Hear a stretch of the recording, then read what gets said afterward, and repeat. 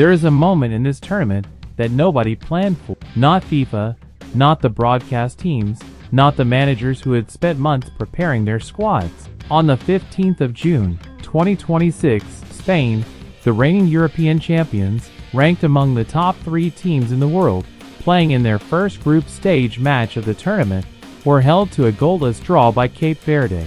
Cape Verde, a nation of islands in the Atlantic Ocean with a population of around 560,000 people, playing in only their second World Cup ever, drawing with Spain 0-0 at the 2026 World Cup. That result is the football story of the tournament's first week, but it sits within a picture that goes far beyond one extraordinary result. Because across the first 5 days of this World Cup, a series of episodes has unfolded that tells a story not just about football on the pitch, but about teams, players, and nations pushing back in different ways through different actions against the framework that FIFA has built around this competition. Some of that pushback has been public and dramatic. Some has been quiet and logistic. Some has come from players. Some from the physical reality of what this tournament is actually asking of the 48 nations competing in it. 5 distinct revolts, 5 different expressions of the same underlying tension, and together, they add up to something that the governing body's promotional language has completely failed to contain. So what's really happening here? And why has the tournament's first week produced a pattern of resistance that no World Cup has previously seen in this form?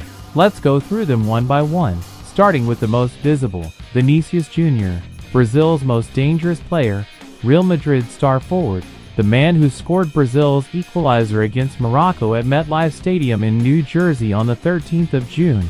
A goal of genuine quality, cutting inside from the left and striking the ball beyond Bono with his right foot in the 32nd minute after Ismail Saibari had given Morocco a deserved lead.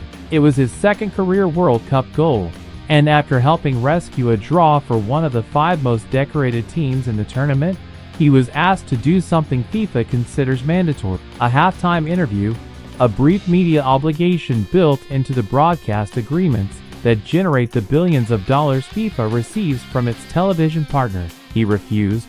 A reporter told him he would be fined. He said they would pay the fine, but nobody from Brazil, he said, was coming to the microphone.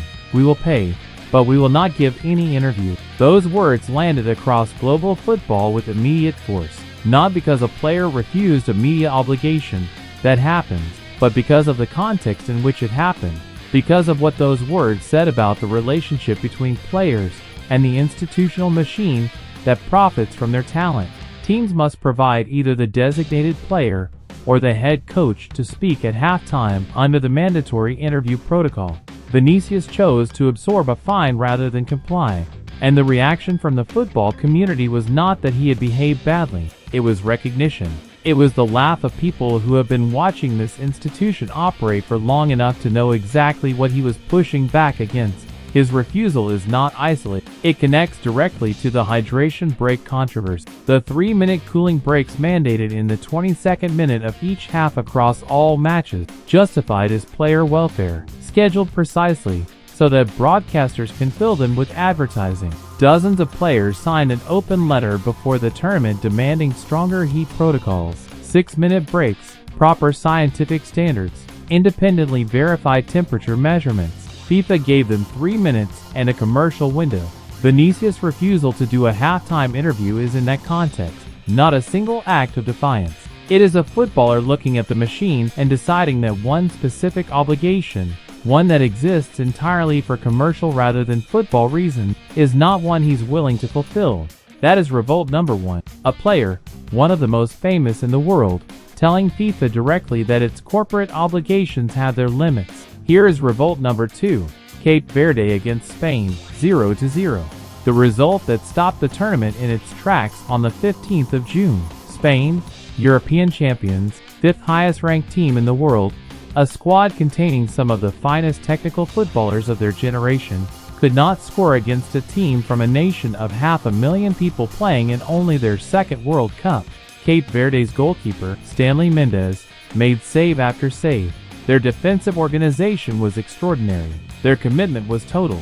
But here is the specific dimension that makes this result a revolt rather than simply a shock result. Cape Verde played this match under conditions that FIFA's expanded format creates, and that no previous World Cup has required to this extent. Teams at this tournament are traveling greater distances between matches than at any previous edition.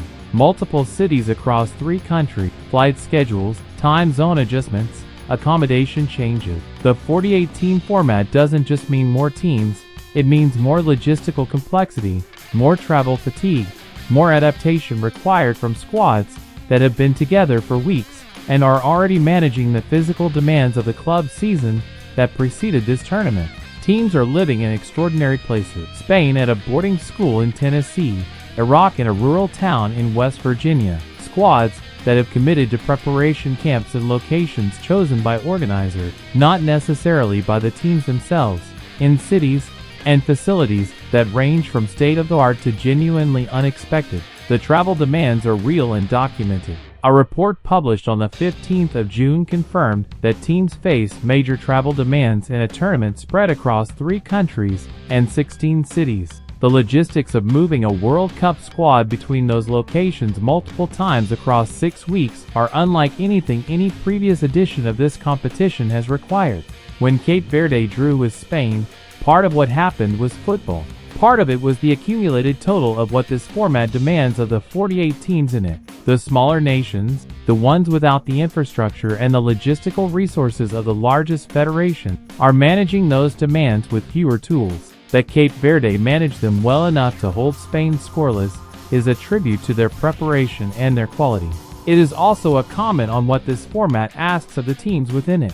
Revolt number 3 comes from Iran because Iran's revolt against the conditions of this World Cup has been the most sustained, the most formally expressed, and the most extraordinary in practical terms of any at this tournament. Their team is sleeping in Mexico and crossing a border on match days. Their federation accused the host country of vindictive behavior after 15 officials, including the federation president and vice president, were denied visas. Their supporter ticket allocation was claimed to have been revoked.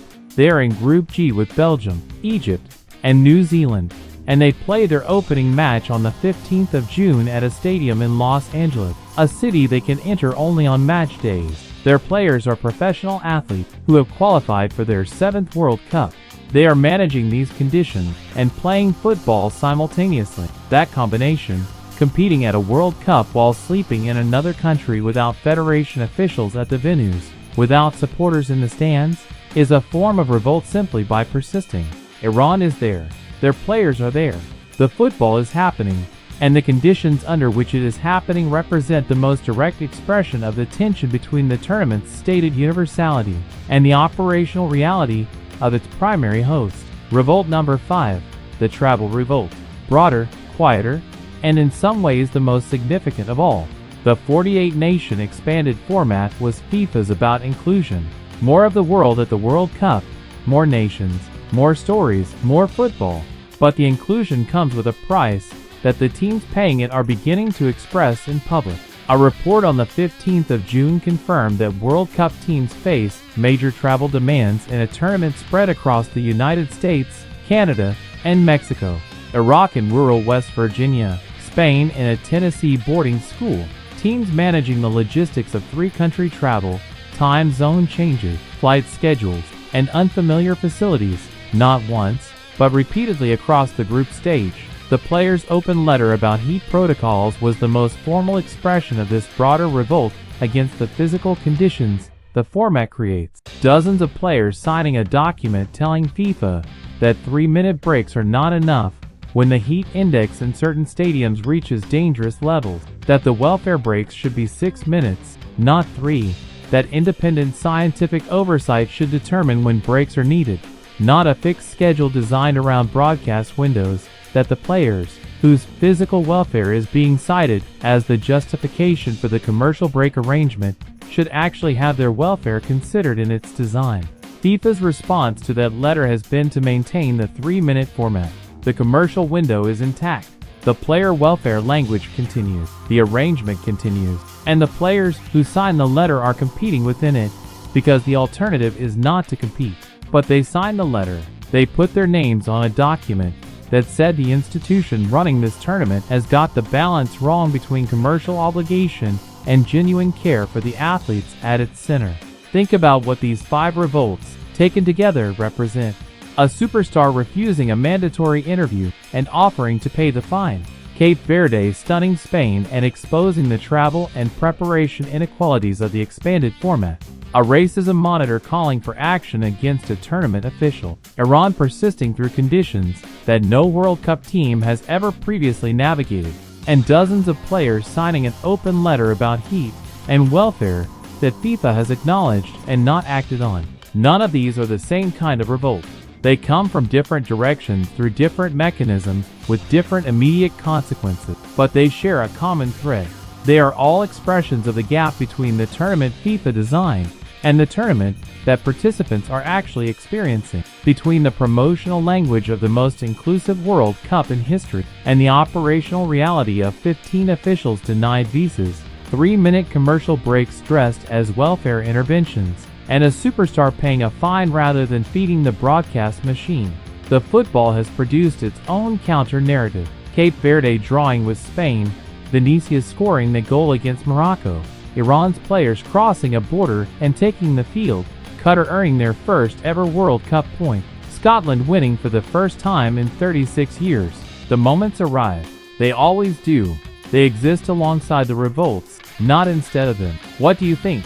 You've watched enough football to understand the difference between institutional resistance that produces change and institutional resistance that gets absorbed into the machine and forgotten.